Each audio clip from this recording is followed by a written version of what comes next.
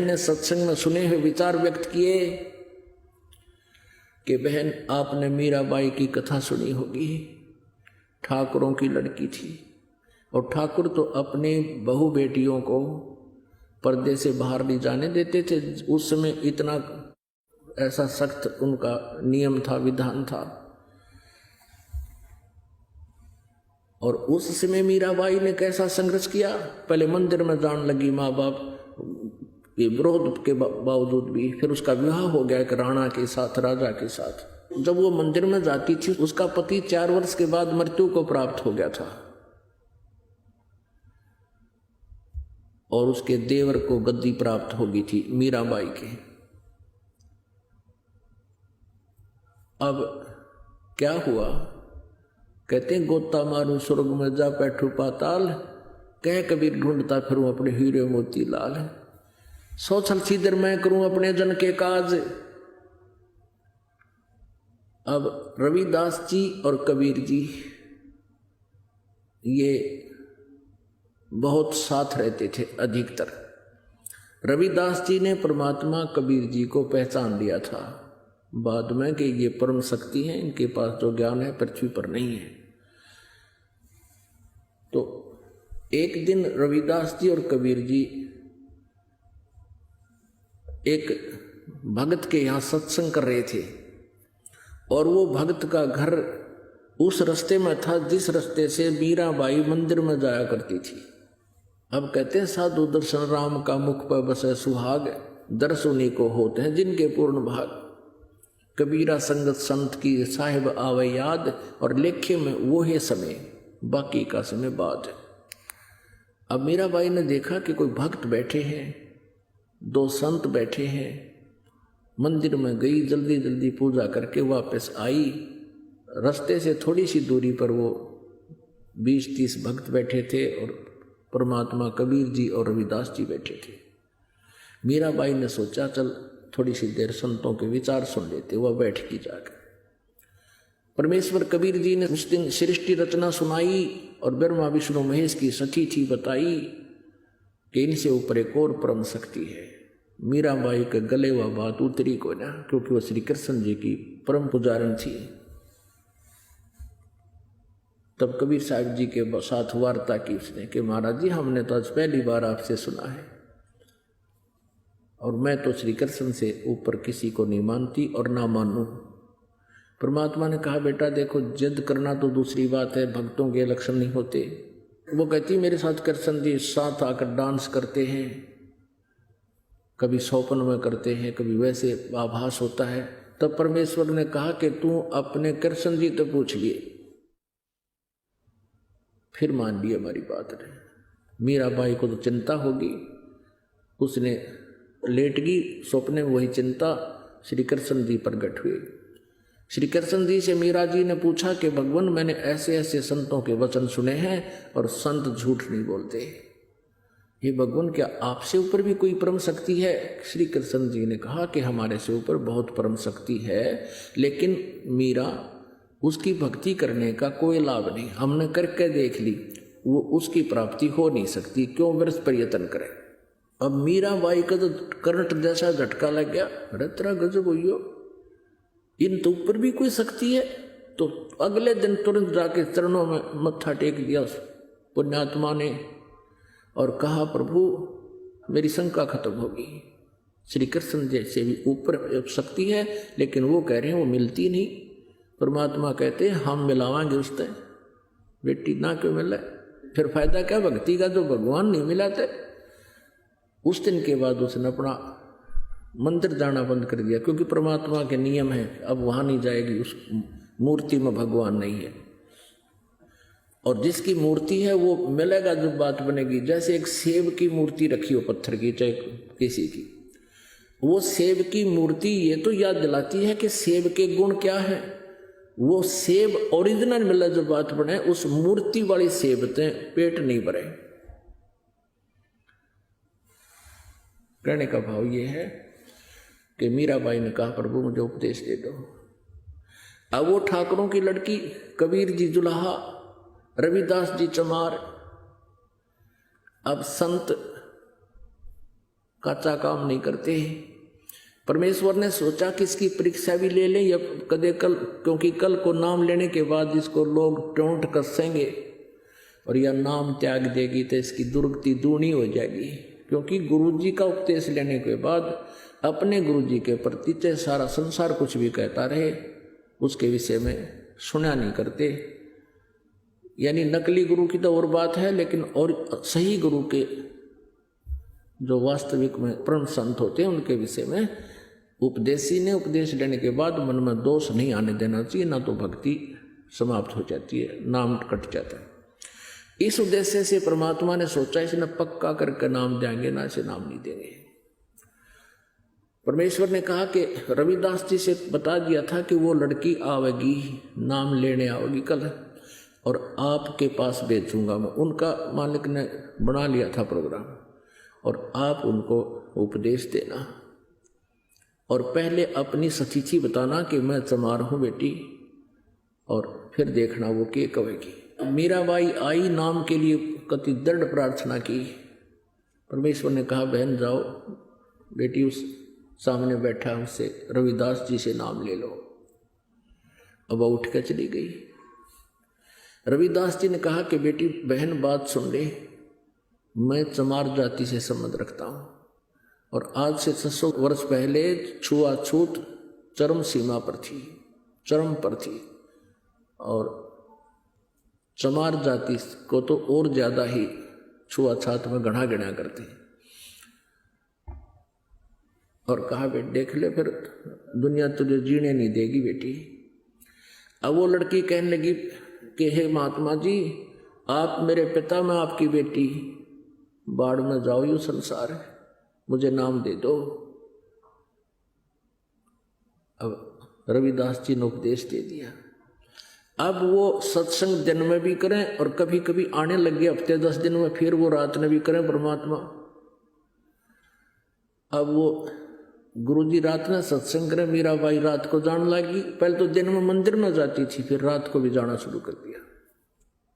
अब उसके देवर ने सोचा कि पहले तो भाई था, वो अच्छी आत्मा का था, उसने मीराबाई की दृढ़ता को देखकर, निश्चय को देखकर कह दिया था कि कोई बात नहीं, आप मंदिर में जाते रहो, और साथ में 2 नौकरानी भेज देता था।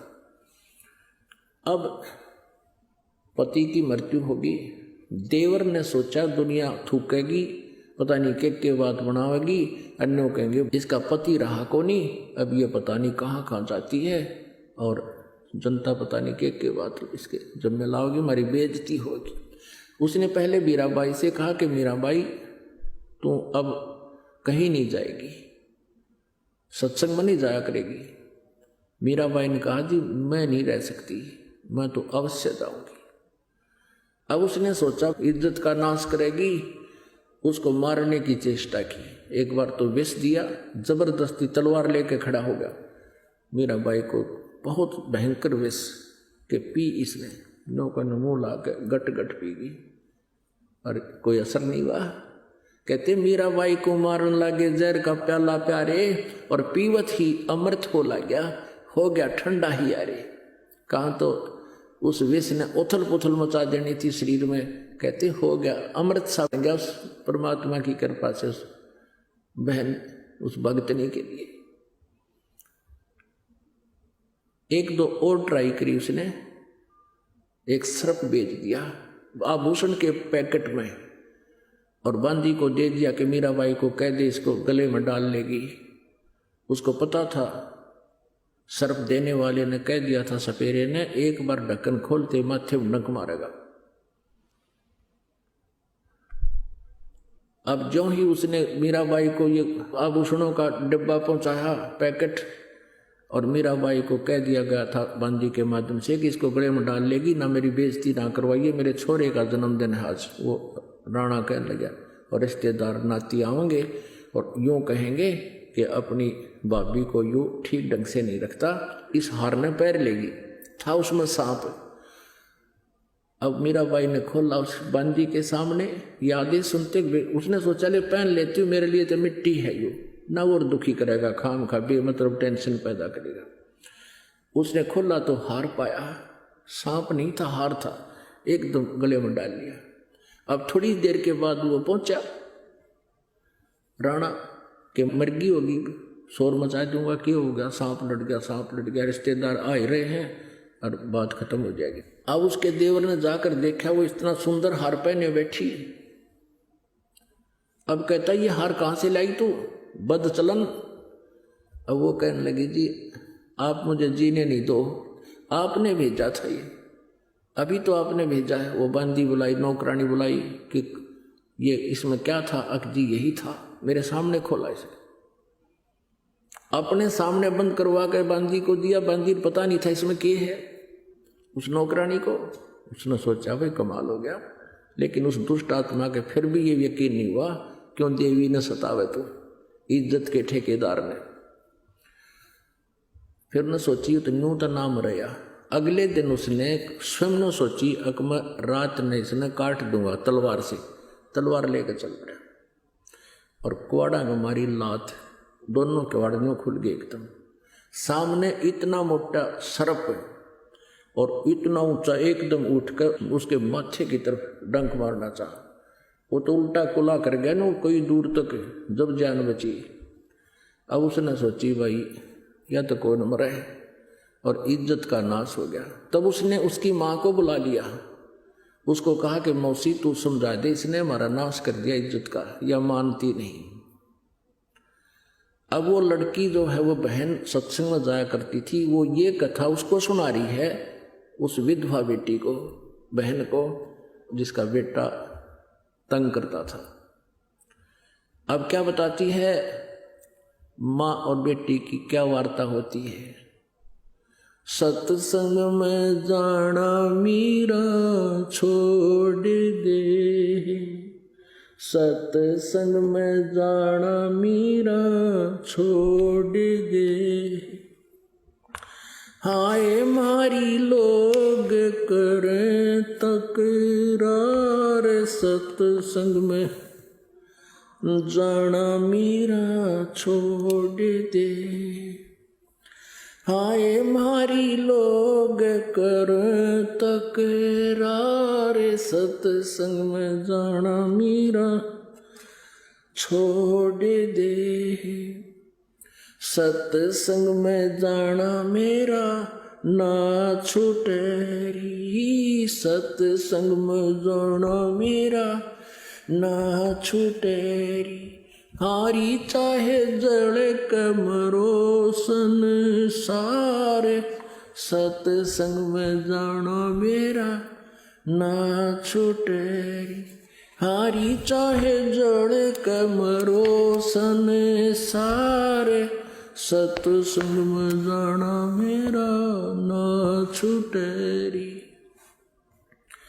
थारे सत्संग के राय में, थारे सत्संग के राय में, आए वहाँ पर रहते हैं काले सांप, कोई कोई सर्प तन डस लेवे, आए वहाँ पर रहते हैं काले सांप, कोई कोई सर्प तन डस लेवे, जब गुरुदेव की मेरे होए री, जब सतगुरु जी की मेरे होए री, हारी व तो सर्प गंडे वे बने जा, सत्संग में जाना मेरा ना छूटे री, हारी व तो सर्प गंडे वे बने जावे, सत्संग में जाना मेरा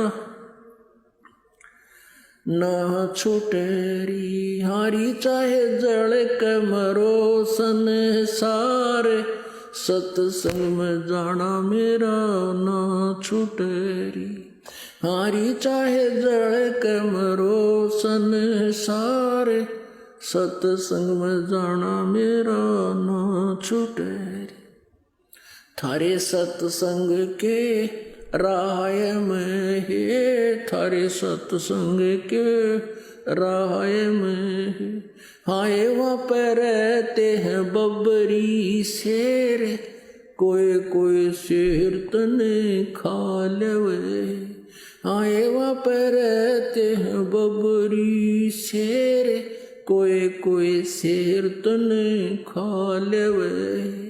जब सतगुरु जी की मेर होएरी, जब सतगुरु जी की मेर होएरी। हारी वे तो शेरा के गिदड़ बने जावे, सत्संग में जाना मेरा ना छुटेरी। हारी वे तो शेरों के गिदड़ बने जावे, सत्संग में जाना मेरा ना छुटेरी। हारी चाहे जड़ के मरो संसार, सत्संग में जाना मेरा ना छुटेरी।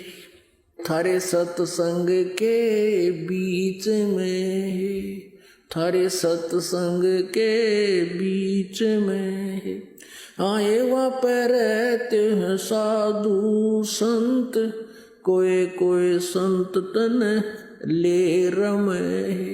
आए वहाँ पर रहते हैं साधु संत, कोई कोई संत तन ले रमे। तेरे री मन में माता पाप है री, तेरे री मन में माता पाप है री।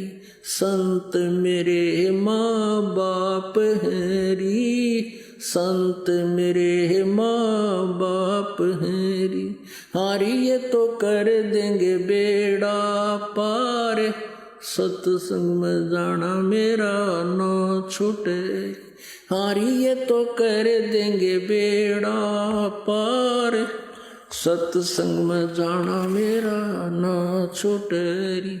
हारी चाहे जड़ कमरो संसार, सत्संग में जाना मेरा ना छूटे।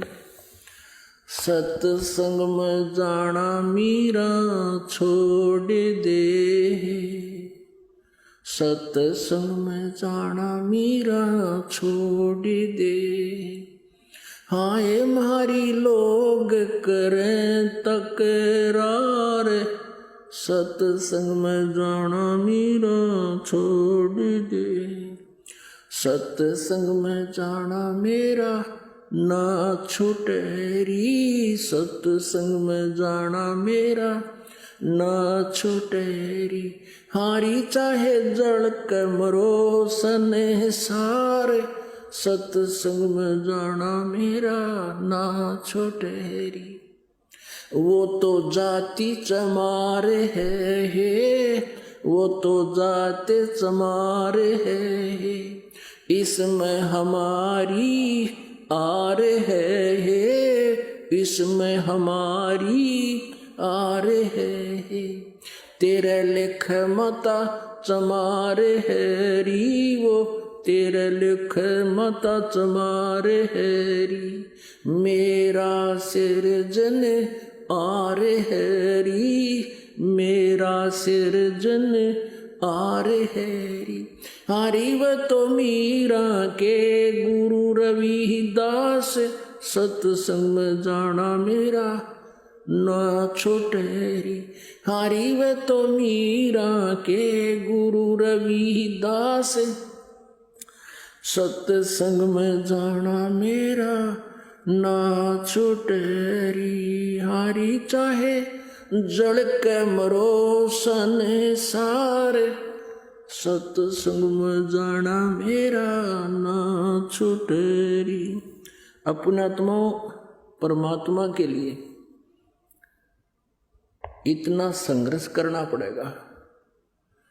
यदि मीराबाई उस समय उस खानदान के चक्कर में पड़ी रहती, इस संसारिक झूठी लोक लाज में आकर भक्ति ना करती, आज कौन मीराबाई को याद करता।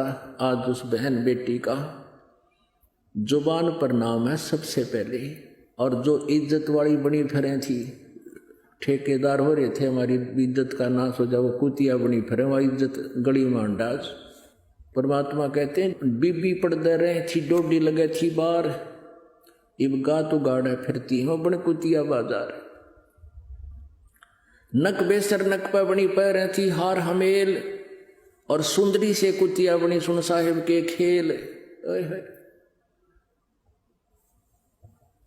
अब उस बहन का यह बात बहुत खटकेगी, और पुण्यात्मा होती है जब तक उनको ये ज्ञान नहीं सुनने को मिलता है तभी तक दबी रहती है।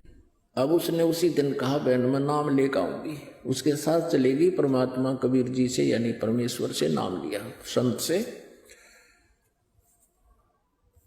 उपदेश ले लिया। तो फिर जैसे ज्यादातर आपको सत्संग में किस लिए बुलाया जाता है, आप एक दूसरे से भी बहुत कुछ ग्रहण करते हो।